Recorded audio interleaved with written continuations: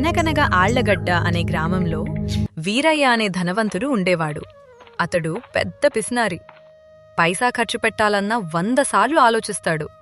అది ఇలా ఉండగా ఒకరోజు వీరయ్య దగ్గర పనిచేసే రాముడు వీరయ్య దగ్గరికి వచ్చి ఇలా అంటాడు. అయ్యా, మా అమ్మగారు చాలా రోజుల నుండి అనారోగ్యంతో బాధపడుతుంది.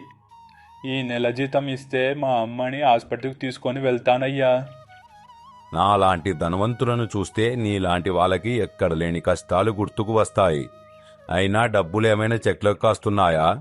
సరే, ఇదిగో ఈ 100 రూపాయలు తీసుకో. అదేమిటయ్యా, నా జీతం 1000 రూపాయలు కదా, 100 రూపాయలే ఇచ్చారేంటి? పనివాడివి నాకే ఎదురు మాట్లాడుతున్నావా? ఇచ్చింది తీసుకొని చెప్పింది చేసేలాగా ఉంటేనే పనికిరా. నేనిప్పుడు ఈయన దగ్గర పని మానేస్తే ఈయనకు ఉన్న ధనం పలుకుబడితో ఎక్కడా పని దొరకనివ్వడు. ఇక్కడే ఉంటే కనీసం ఆ 100 రూపాయలైనా వస్తుంది. అలా మనసులో అనుకోని ఇష్టం లేకపోయినా అక్కడే పనిచేస్తూ ఉంటాడు. కొన్ని రోజుల తర్వాత వీరయ్య తన పొలం నుండి ఇంటికి తిరిగి వెళ్తుండగా దారిలో మల్లన్న, సుంకన్న అనే 2 వ్యక్తులు ఇలా మాట్లాడుకుంటూ ఉంటాడు. ఈ వీరయ్య ఏంట్రా, అంత డబ్బు పెట్టుకొని పైసా కూడా దానం చేయడు. మన ఊర్లో గుడి కట్టేకి చందా అడిగనీకి పెద్ద మనుషులు వెళ్తే తలుపులేసుకొని ఇంట్లోనే కూర్చున్నాడట. పాపం ఆ రామునైతే పని పేరుతో హింసిస్తా సగం జీతం కూడా ఇస్తలేడట. ఇట్లాంటి పిసినారోడిని నేనైతే ఎక్కడా చూడలేదురా. అయినా గిట్లాంటి నీచుడి గురించి ఎంత తక్కువగా మాట్లాడుకుంటే అంత మంచిదిరా. అలా వారిద్దరి మాటలు చెట్టు వెనక దాక్కుని వీరయ్య విన్నాడు. వీరయ్యకు చాలా కోపం వస్తుంది. ఈ ఊర్లోనే అందరికంటే పెద్ద ధనవంతుడిని, నా గురించే ఇంత నీచంగా మాట్లాడతారా? అలా అనుకోని ఇంటికెళ్తాడు. ఒరేయ్ రాముడు, నా గురించి ఈ ఊరి ప్రజలు ఏమనుకుంటున్నారో తెలుసుకొని వచ్చి నాకు చెప్పు. అలాగేనయ్యా, ఇప్పుడే వెళ్ళి తెలుసుకొని వస్తాను అని రాముడు ఊర్లోకి వెళ్లి కాసేపు తర్వాత తిరిగి వీరయ్య దగ్గరికి వచ్చి ఇలా అంటాడు. అయ్యా, ఈ ఊరి ప్రజలు మిమ్మల్ని పెద్ద పిసినారోడు, స్వార్థపరుడు, అలాగే నీచుడని అనుకుంటున్నారయ్యా. చెప్పింది చాలు, ఇక నువ్వు వెళ్ళి పని చూసుకో.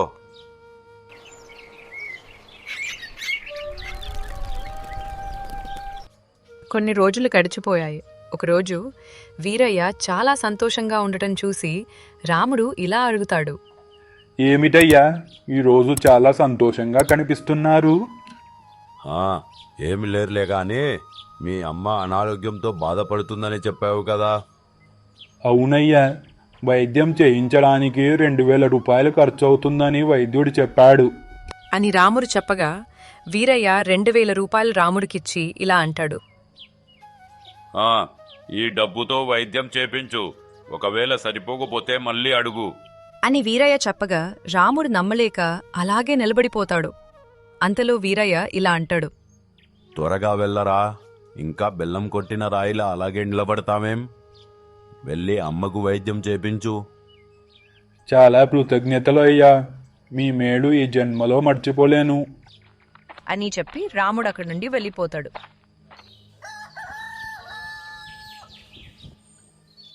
కొన్ని రోజులకి వీరయ్య రాముడికి సహాయం చేసిన విషయం ఆ నోటా ఈ నోటా పడి ఊరందరికీ తెలుస్తుంది.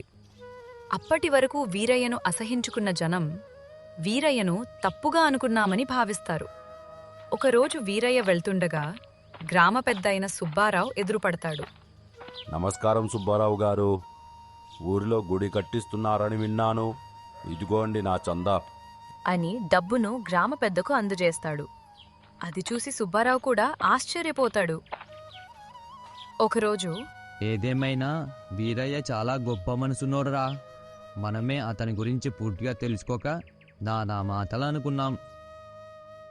అవునురా, ఈరోజు రాముడాలమ్మ ఆరోగ్యంగా ఉందన్నా, గుడి పనులు త్వరగా జరుగుతున్నాయన్నా కారణం ఆ వీరయ్య గారే. ఆ మాటలు వీరయ్య విని చాలా సంతోషంగా ఇంటికెళ్తాడు. మెల్లమెల్లగా ప్రజలంతా సహాయం కోసం వీరయ్య దగ్గరికి వెళ్తారు. వీరయ్య కూడా కాదనకుండా వీలైనంత సహాయం చేసేవాడు. అలా కొన్ని రోజులు గడిచిపోయాయి. ఒకరోజు వీరయ్య ఏదో శబ్దం వచ్చింది అని బయటికొచ్చి చూడగా ఒక దొంగ పడిగెత్తుతూ కనిపిస్తాడు. అది చూసి వీరయ్య గట్టిగా, దొంగ దొంగ దొంగ పారిపోతున్నాడు, పట్టుకోండి పట్టుకోండి, దొంగ దొంగ. వీరయ్య కేకలు విని ఊరి ప్రజలతో పాటు సుబ్బారావు కూడా అక్కడికి చేరుకున్నాడు. ఏమైంది వీరయ్య గారు, ఎందుకు కేకలు పెట్టారు? దొంగ ఒక మూటని తీసుకొని పారిపోతూ నాకు కనిపించాడు. మన ఊరిలో దొంగలా? మీరు ఎవరిని చూసి ఎవరనుకున్నారో? లేదు సుబ్బారావు గారు, నేను నా కల్లారా చూశాను. వాడు దొంగే, నా కేకలకి పారిపోయాడు. అలా వీరయ్య చెప్తూ ఉండగా సుంకన్న వచ్చి ఇలా అన్నాడు. అయ్యా అయ్యా, మా ఇంట్లో దొంగలు పడి ఇంట్లో ఉన్న బంగారం డబ్బంతా తీసుకొని పారిపోయారయ్యా. ఏంటి, నీ ఇంట్లో దొంగతనం జరిగిందా? మీరు చెప్తున్నది నిజమే అన్నమాట. ఆ దొంగని ఊరికే వదిలిపెట్టకూడదు. ఇంతకీ ఆ దొంగ ఎలా ఉన్నాడు, మీరు గుర్తుపట్టగలరా? ఎవరిపైనైనా అనుమానం ఉందా? హా, ఆ దొంగ చూడడానికే ఇంచుమించు మన ఊరికి కొత్తగా వచ్చిన శంకరంలా ఉన్నాడు. వెంటనే శంకరాన్ని పిలిపించండి. అప్పుడు ఒక వ్యక్తి శంకరం ఇంటికి వెళ్ళి తిరిగి వచ్చి శంకరం ఇంటి దగ్గర లేడని చెప్తాడు. అప్పుడు అక్కడున్న వారందరూ వీరయ్య చెప్పింది నిజమని నమ్ముతారు. మరుసటి రోజు శంకరం ఎక్కడి నుండో రావడం చూసిన ప్రజలు బలవంతంగా సుబ్బారావు దగ్గరికి తీసుకుని వెళ్తారు. అయ్యా, ఏమైందయ్యా? ఎందుకు నన్ను బలవంతంగా లాక్కొని ఇక్కడికి తీసుకొని వచ్చారు? ఏమీ తెలియడం ఇలా బాగానే నటిస్తున్నావు. మా ఇంట్లో దొంగిలించిన డబ్బుని ఎక్కడ దాచిపెట్టావు చెప్పు. ఏంటి మీరు మాట్లాడేది? నేను దొంగతనం చేశానా? అసలేం జరిగింది? నిన్న రాత్రి ఈ ఊరిలో దొంగతనం జరిగింది. అదే సమయానికి నువ్వు ఊర్లో లేవు. అందరికీ నీపైనే అనుమానంగా ఉంది. అయ్యా, చిన్న పని ఉండి నిన్న పట్నం వెళ్తిని. ఆడ ఆలస్యం అవడంతో రాత్రి పట్నంలోనే ఉండి ఇప్పుడే వస్తున్నానయ్యా. నాకేం పాపం తెలియదు స్వామి, నన్ను వదలండి. ఈయన ఇట్టడిగితే ఎట్టా చెప్తాడు? చెట్టు కట్టేసి కొడితే నిజాల ఆటంతటవే బయటికి వస్తాయి. నువ్వు నిర్దోషివి అని నిరూపించుకో, లేదంటే ఇప్పుడే నిన్ను ఊరు నుండి బహిష్కరిస్తాను. నిజంగా నాకేం పాపం తెలియదయ్యా, నన్ను నమ్మండి అయ్యా. మర్యాదగా నిజం ఒప్పుకుంటావా లేదా 4 తగిలించవంటావా? నువ్వే దొంగవని ఈ గ్రామ ప్రజలంతా అనుకుంటున్నారు కాబట్టి, పైగా నువ్వు నిర్దోషివని నిరూపించుకోవడానికి నీ దగ్గరే ఎటువంటి సాక్ష్యాలు లేవు. కనుక నిన్ను ఇప్పుడే గ్రామం నుండి బహిష్కరిస్తున్నాను.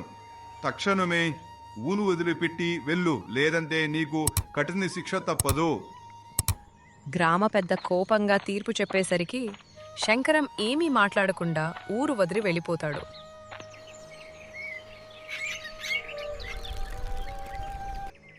ఈ సుబ్బారావేంట్రా దొంగ అని తెలిసినా ఆ శంకరాన్ని కేవలం ఊరి నుంచి బహిష్కరించి వదిలేశాడు. నాకైతే గ్రామ పెద్ద ఇచ్చిన తీర్పు అస్సలు నచ్చలేదు. అవునురా, నాకు కూడా గ్రామ పెద్ద తీర్పు పట్ల అసంతృప్తి అలాగే అనుమానాలు కూడా ఉన్నాయి. అనుమానాలా? ఏమిట్రా అవి? దొంగతనం చేసింది శంకరమే అని తెలిసినప్పుడు గ్రామ పెద్ద శంకరం నుండి ఆ డబ్బులు వసూలు చేసి ఊరి ప్రజలకు ఇప్పించాలి కదా. కానీ అట్టా చేయకుండా ఆ శంకరాన్ని ఊరి నుండి బహిష్కరించి చేతులు దులిపేసుకున్నాడు. ఇదంతా చూస్తుంటే గ్రామ పెద్దే శంకరం చేత దొంగతనం చేపించాడా అని అనుమానం కలుగుతుంది. అవునరా, నువ్వు చెప్పేది వింటుంటే నాకు కూడా ఆ గ్రామ పెద్ద మీదే అనుమానం కలుగుతుంది. అలా మాట్లాడుకుంటూ ఉండగా అట్టుగా వెళ్తున్న వీరయ్య వారి మాటలు విని వారి దగ్గరికి వెళ్ళి ఇలా అంటాడు. మీరు గ్రామ పెద్ద గురించి తప్పుగా అనుకుంటున్నారు. ఆయన అలాంటి వ్యక్తి కాదు. మీరు ఎంతైనా చెప్పండి అయ్యా. మాకెందుకో జరిగిన దొంగతనం వెనక ఊరి పెద్ద హస్తం ఉందనిపిస్తుంది. ఒకవేళ మీరు అనుకుంటున్నట్లు దొంగతనంలో గ్రామ పెద్ద హస్తం ఉన్నా మనమేం చేయగలం చెప్పండి అని చెప్పి వీరయ్య అక్కడి నుంచి వెళ్ళిపోతాడు. కొన్ని రోజులు గడిచిపోతాయి. శంకరం ఊర్ని వదిలి వెళ్ళినప్పటి నుండి ఏ చిన్న దొంగతనం కూడా జరగదు. అందువల్ల ప్రజలు ఎంతో సంతోషంగా ఉంటారు. కాని ఒకరోజు రాత్రి వీరయ్య దొంగ దొంగ దొంగ పారిపోతున్నాడు, పట్టుకోండి పట్టుకోండి, దొంగ దొంగ. వీరయ్య కేకలు విని గ్రామ ప్రజలు అందరూ గుమిగుడతారు. మళ్ళీ ఏమైంది వీరయ్య గారు? ఆ దొంగ మళ్ళీ వచ్చాడు, ఈ దారిలో పాడిపోయాడు. అలాగా, అందరూ వెళ్ళి పడుకోండి. ఏదైనా ఉంటే పొద్దున్నే మాట్లాడుకుందాం అని నిర్లక్ష్యంగా అంటాడు. ప్రజలంతా అక్కడి నుండి వెళ్ళిపోతారు.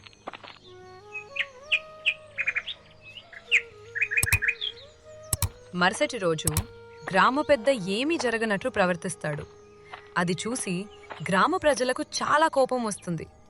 అందరూ వీరయ్య దగ్గరికి వెళ్ళి, అయ్యా, మా అందరికీ జరుగుతున్న దొంగతనాలు వెనక గ్రామ పెద్ద హస్తం ఉన్నట్లు అనుమానంగా ఉంది. ఇక నుంచి మేము అతన్ని నమ్మలేం. మీరే మాకు సాయం చేసి ఆదుకోవాలి. మిమ్మల్ని చూస్తుంటే నాకు చాలా బాధగా ఉంది. మీ అందరికీ తప్పగా సహాయం చేస్తాను. మళ్ళీ 2 రోజుల్లో మరో దొంగతనం జరుగుతుంది. గ్రామ ప్రజలంతా కోపంతో గ్రామ పెద్ద ఇంటికి వెళ్తారు. ఏమైంది? అందరూ కలిసి ఇక్కడికి వచ్చారు. మరేం లేదు గ్రామ పెద్దగారు, నిన్న రాత్రి మళ్ళీ దొంగతనం జరిగిందట. మీరు ఎటువంటి చర్యలు తీసుకోలేదని ప్రజలంతా కోపంతో రగిలిపోతున్నారు. ఏంటి, మళ్ళీ దొంగతనం జరిగిందా? ఇది ఎవరో కావాలనే చేస్తున్నట్టుంది. మీరు ఆపండి.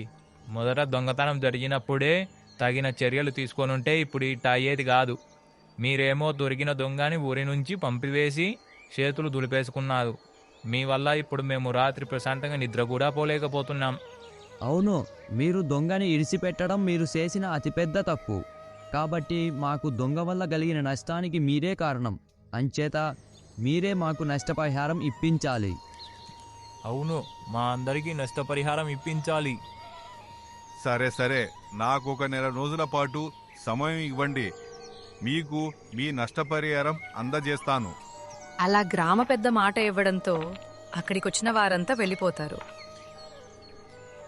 మరుసటి రోజు డబ్బు సహాయం కోసం వీరయ్య దగ్గరకు వెళ్తారు. మీ అందరినీ ఇలా చూస్తుంటే నాకు జాలి వేస్తుంది. అలాగే ఆ గ్రామ పెద్దపై కోపం కూడా వస్తుంది. కానీ ఏం చేయగలం? వచ్చిన వారితో అలా అని డబ్బులిచ్చి పంపిస్తాడు. మనూరి పెద్ద ఇంతటి దుర్మార్గుడని అస్సలు ఊహించలేదు. గ్రామ పెద్ద హోదాలో ఉండి దొంగతనాన్ని ప్రోత్సహిస్తున్నాడు. అవును, ఇట్లాంటి వ్యక్తిని గ్రామ పెద్ద హోదాల్లో ఉండనీయకూడదు. మనకి కష్టకాలంలో తోడుగా ఉన్న వీరయ్య గారే మన గ్రామ పెద్దగా ఉండాలి అని మల్లన్న చెప్పిన దానికి అందరూ అంగీకారం తెలియజేస్తారు. గ్రామ పెద్దపై ఎలా తిరుగుబాటు చేయాలని అందరికీ తెలియజేస్తాడు. తర్వాత అందరూ అక్కడి నుంచి వెళ్ళిపోతారు. అదే రోజు రాత్రి గ్రామ పెద్ద దొంగ దొంగ దొంగ గ్రామ పెద్ద కేకలు విని ప్రజలతో పాటు వీరయ్య కూడా అక్కడికొస్తాడు. ఏమైంది సుబ్బారావు గారు, ఎందుకు అలా కేకలు వేస్తున్నారు? మరేం లేదు వీరయ్య గారు, ఇన్నాళ్ళు మన గ్రామంలో దొంగతనానికి పాల్పడిన వ్యక్తి దొరికాడు. ఏమిటి ఏమిటి దొంగ దొరికాడా? నిజంగా దొంగ దొరికాడా? ఎక్కడున్నాడు దొంగ ఎక్కడున్నాడు? ఏంటి వీరయ్య గారు, దొంగ దొరికాడు అని చెప్తే మీరు కంగారు పడుతున్నారు? కంగారా? నాకెందుకు కంగారు?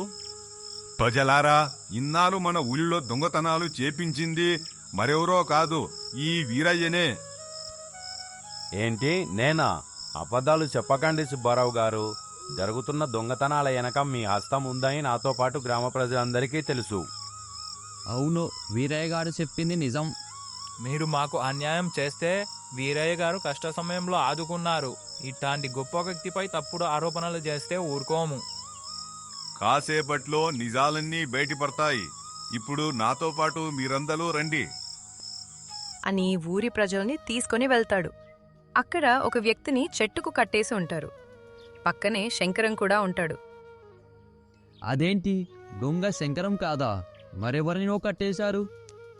మీరు కాసేపు ఆగండి, అసలు విషయం ఈ దొంగే చెప్తాడు. కొన్ని వారాలుగా మీ ఊరిలో దొంగతనాలు చేసింది నేనే. నాకు ఈ దొంగతనం చేయమని చెప్పింది వీరయ్య గారే. తన పిసినారితనం చూసి ప్రజలు అసహించుకుంటున్నారని దానాలు ఇవ్వడం మొదలుపెట్టాడు. దానం ఇచ్చిన 2 రోజుల తర్వాత నన్ను పిలిచి వారి ఇళ్లలో దొంగతనం చేసి ఇచ్చిన డబ్బుకు 2 ఇంతలు వసూలు అయ్యేలా నన్ను పనిలో పెట్టుకున్నాడు. చూశారా, ఈ వీరయ్య ఎలాంటోడో డబ్బుల్ని దొంగతనం చేపించి మీకు దానం పేరుతో కొంత డబ్బు ఇచ్చి మంచివాడిలా చలామణి అవుతున్నాడు. అంతేకాదు ఏ పాపం తెలియని శంకరంపై దొంగ అనే నిందను వేశాడు. ఎప్పుడైతే వీరయ్య శంకరమే దొంగతనం చేశాడని చెప్పాడో అప్పుడే నాకు వీరయ్యపై అనుమానం కలిగింది. ఎందుకంటే ఆ రోజు ఒక చిన్న పని మీద నేనే శంకరాన్ని పట్నం పంపించాను. ఊర్లో శంకరం లేడు కనుక ఆ నింద శంకరంపై వేసేస్తే అందరూ నమ్మేస్తారని భావించాడు. అందుకే నేను శంకరాన్ని బహిష్కరిస్తున్నానని చెప్పి శంకరాన్ని ఊరికి కాపలగా పెట్టాను. ఈరోజు ఈ వీరయ్య అసలు రూపం బయటపడటం వెనుక శంకరం కష్టం ఎంతో ఉంది. అయ్యా ఊరి పెద్దగారు, తప్పైపోయింది, ఈసారికి నన్ను క్షమించండి. క్షమించి వదిలేయడానికి నువ్వు చేసింది చిన్న తప్పు కాదు వీరయ్య. అమాయకుల్ని రెచ్చగొట్టి నాపైనే తిరుగుబాటు చేయాలనుకున్నా నిన్ను క్షమించి వదిలేస్తే రేపటి రోజున నీలా చాలా మంది పుట్టుకొస్తారు. మరి ఇప్పుడు నేనేం చేయాలి? ఇప్పుడు నాకు ఏం శిక్ష వేయాలనుకుంటున్నారు? ఇన్నాళ్ళు ఊరి ప్రజల్ని మోసం చేసినందుకు వీరయ్య ఆస్తి పాస్తులని స్వాధీనం చేసుకొని గ్రామ ప్రజలందరికీ సమానంగా పంచిపెడతాను. అలాగే అమాయకుడైన శంకరంపై దొంగ అనే నింద వేసినందుకు వీరయ్య డబ్బుతో శంకరానికి ఈ ఊరిలోనే ఇల్లు కట్టిస్తాను. దయ్యను అలాగే వీరయ్యకు సహకరించి దొంగతనం చేసిన చంద్రన్నని ఊరి నుండి శాశ్వతంగా బహిష్కరిస్తున్నాను. సుంకన్న, మల్లన్న, మీరు నిజం తెలియకుండా ఏదీ మాట్లాడొద్దని హెచ్చరిస్తున్నాను అని గ్రామ పెద్ద తీర్పిస్తాడు. చెప్పినట్టుగానే వీరయ్య ఆస్తిని అందరికి పంచి శంకరానికి ఇల్లు కట్టిస్తాడు.